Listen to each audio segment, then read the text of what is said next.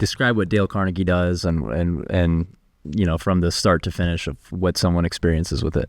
Yeah. So, most people, they go to college, they go to a trade school, and they learn the technical skill they need to be successful. They learn how to write computer code. They learn how to, create architectural drawings. They learn all the technical skills they need to be successful.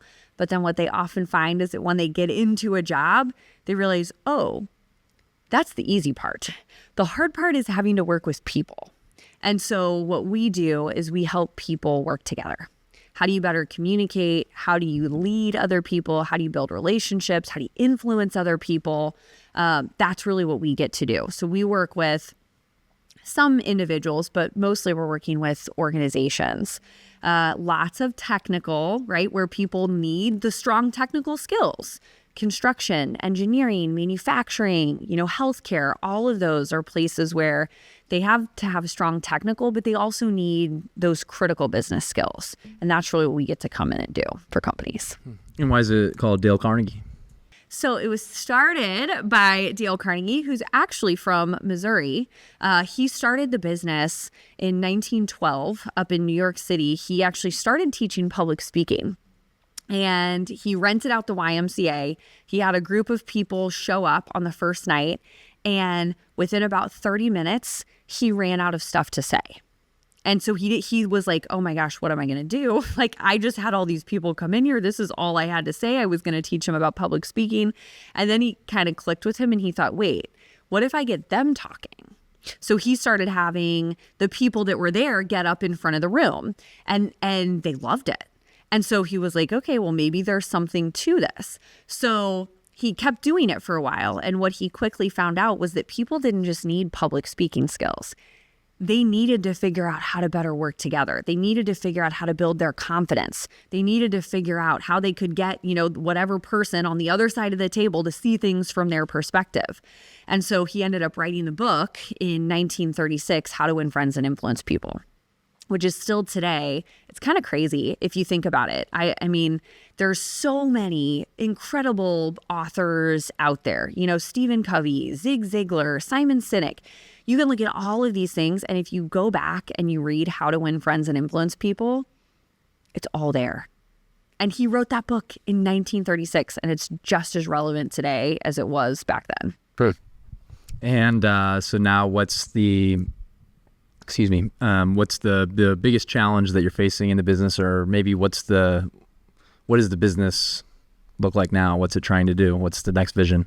I think where the world is today, we're in a great spot, honestly, where companies and organizations are recognizing that, yes, we need people who have strong technical skills. We need people who can do the work. And at the same time, they're recognizing that people want to enjoy what they're doing on a daily basis, that people need more than the technical skills. Organizations are focused on things like culture.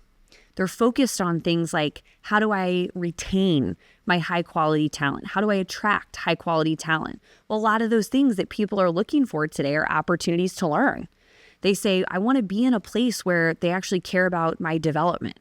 They don't want to go to an organization and say, I'm just going to do the same thing every day in and out for 40 years. And organizations are really starting to embrace that, which is great for us because that's what we get to help them do. I always say to organizations, you do what you're really good at, right? Go build the buildings, go save people money on their taxes, do the stuff you're really good at. What we're really good at is the people. Right. So we're getting to do a lot of partnering right now with organizations who say we want both. We want to be really good technically. But I think in today's world, if you want to run a successful business, you can't just focus on the bottom line. You have to focus on the people. And so that's where we get to come in. Amazing. Liz, we're I don't know if that went by fast for you or not, but you were not wrong. You said it wouldn't. It did. we went 10 minutes over. So that's amazing. Cool. Well, what's I would have loved to dive into the Ninja Warrior training a little bit, but I'll respect your time. And but yeah, maybe what's a message that you have for people maybe that are I mean, there's like an epidemic right now of young people that don't know how to communicate with people. They feel trapped at home. They don't feel like they have a community. What is a message that you would give to them?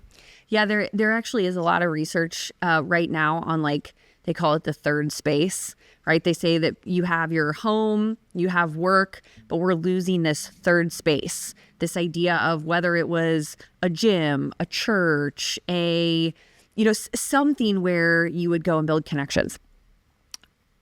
The longest running Harvard study on human development, Robert Waldinger is the guy who's running it right now. It's been going, I think it's over 80 years. Might want to fact check that, but I think it's over 80 years. And they've tried to figure out what is it that makes people happy. Like at the end of your life, what is it that truly makes someone feel happy and successful? And it turns out that it's relationships. It's like the quality of the relationships you have with people. And so I would say, who are the 5 people you spend the most time with? Like, invest in those relationships. Go out to coffee. Just give someone a call on the phone just because. Like, you don't need anything important to tell them. Just call to check in on people. But find the little opportunities to connect with other people and deepen your relationships. And at the end of the day, you're going to be happier than those who don't.